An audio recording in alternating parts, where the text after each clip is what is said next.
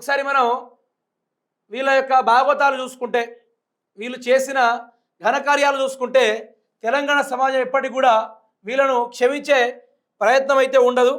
అదేవిధంగా ఏమంటాడు బండి సంజయ్, పండుగలకు హిందువులు బిచ్చమెత్తుకోవాలా? రంజాన్ పండుగకు 33 కోట్లు ఇచ్చారు, హిందువులకు బోనాలకు 20 కోట్లేనా? అరకొరక నిధులు ఏ మూలకు సరిపోలేదు. కాంగ్రెస్ అంటే ముస్లిం, ముస్లిం అంటే కాంగ్రెస్, కాంగ్రెస్ ప్రభుత్వం వైఖరి మార్చుకోవాలి. కేంద్ర మంత్రి బండి సంజయ్. నాకు నిజంగా అనిపించింది, తెలంగాణ రాష్ట్రానికి కేసీఆర్ కరెక్ట్ కొన్ని సందర్భాల. ఆయన ఉన్నది నాడు ఏ బీజేపీ కూడా బయటకు వచ్చే హిందూ ముస్లిం అని ఎవ్వడం మాట్లాడలా, ఏ ఒక్కడొచ్చి మాట్లాడలా. నోరు నుంచి బయట మాట తీయాలంటే భయం అనిపించేది.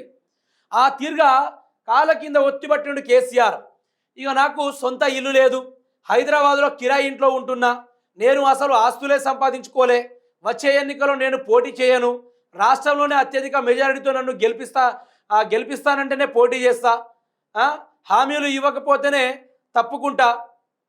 మంత్రి కోమటిరెడ్డి వ్యాఖ్యలు ఎంత గొప్ప నిర్ణయం తీసుకున్నారు సార్. చాలా చాలా చాలా పెద్ద గొప్ప నిర్ణయం. ఏమంటాడంటే, ఆయనకు సొంత ఇల్లు లేదట, ఆయనకు రూపాయి సంపాదించలేదట, మళ్ళీ ఇంకొకసారి మీరు ఓటేసి గెలిపిస్తే ఇంకొకసారి సంపాదించుకొని సొంత ఇల్లు కట్టుకుంటాడట. ఎవరు? వెంకటరెడ్డి కోమటిరెడ్డి. ఒక్క రూపాయి సంపాదించుకోలే, నువ్వు 6 గ్యారెంటీలు ఇవ్వకపోవాలి.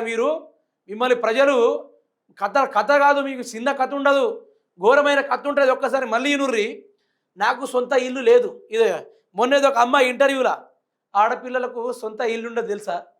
సొంత ఇల్లు ఉండదు, ఉంటే అత్తారిల్లు ఉంటుంది, లేకుంటే అమ్మ వాళ్ళ ఇల్లు ఉంటుంది, కానీ ఆడపిల్లకు సొంత ఇల్లు ఉండదు అన్నట్టుగా మాట్లాడుతుండు వెంకటరెడ్డి కోమటిరెడ్డి. భలేనవ్వు అనిపిస్తుంది నాకైతే.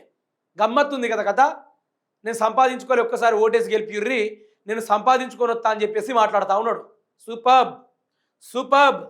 నాకు సొంత ఇల్లు లేదు, హైదరాబాద్లో కిరాయి ఇంట్లో ఉంటున్నా, నేను అసలు ఆస్తులే సంపాదించుకోలే, వచ్చే ఎన్నికల్లో నేను పోటీ చేయను, రాష్ట్రంలోనే అత్యధిక మెజారిటీతో నన్ను గెలిపిస్తానంటేనే పోటీ చేస్తా, హామీ ఇవ్వకపోతేనే తప్పుకుంటా.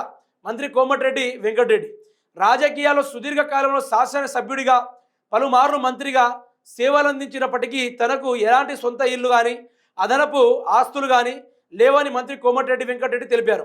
నల్లగొండలో పర్యటనలో భాగంగా ఆయన మాట్లాడుతూ, ఇప్పటికీ తాను హైదరాబాద్లో అద్దె ఇంట్లోనే ఉంటున్నానని, సొంత ఇల్లే లేదని తెలిపారు. తమ పూర్వీకుల నుంచి వారసత్వంగా వచ్చిన భూమి తప్ప ఇన్నాళ్ళుగా తన రాజకీయ జీవితంలో సొంతంగా సంపాదించిన ఆస్తులేవి లేవని చెప్పారు. అసలు వీళ్ళు సంపాదించుకుంటారు, అసలే సంపాదించుకోరు. మీరు అదే పని చేయరు, 6 గ్యారెంటీలు ఇవ్వకుండా మేము తప్పిపోతామని మాట్లాడుతున్నారు కదా.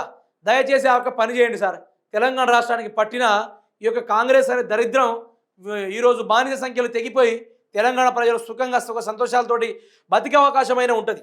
ఇక ఇక్కడ చూడండి, నీ చదువు భరోసా నాది బిడ్డ. ఎవరు? Harish Rao, the one and only legendary leader.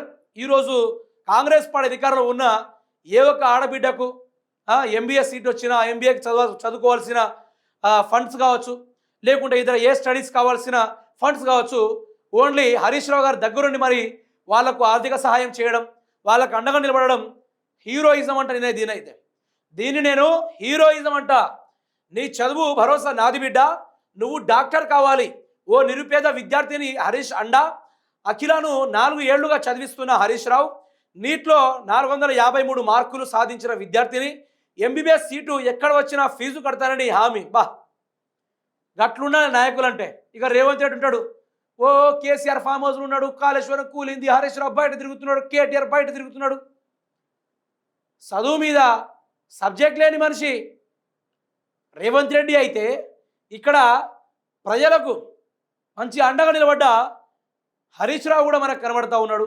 ఇట్లాంటి నాయకుడిని జర ఎన్నుకోర్రి. నాకు తెలిసి ఆయనను కొట్టే మొగోడు ఇంకా పుట్టలేదు, ఇంకా పుట్టలే. అక్కడ కాంగ్రెస్ లేదు, బీజేపీ లేదు, one and only Harish Rao party, one and only BRS party. అది హరీష్ రావు తప్ప వేరే ముచ్చటే ఉండదు అక్కడ. ఎందుకంటే హరీష్ రావు గారు ప్రజలకు చేసిన మంచి కావచ్చు, అక్కడ అతను సంపాదించిన పేరు కావచ్చు, ఈరోజు అది కాపాడుకుంటుంది, అతన్ని బ్రహ్మాండం కాపాడుకుంటుంది. కాళేశ్వరంపై కాంగ్రెస్ తప్పుడు ప్రచారం. ప్రాజెక్టు కూలిపోతే ఎల్లంపల్లికి నీళ్లు ఎలా వస్తాయి? రాష్ట్రానికి సస్యశ్యామలం చేసిన ఘనత కేసీఆర్ది. 2.5 ఏళ్లైనా తట్టెడు మట్టి తీయలేదు. మంత్రుల ఎస్ఆర్ఎస్పీని సందర్శించడం వల్ల ఏం ప్రయోజనం? ఎల్లంపల్లి బ్యాక్ వాటర్ను పరిశీలించిన బీఆర్ఎస్ బృందం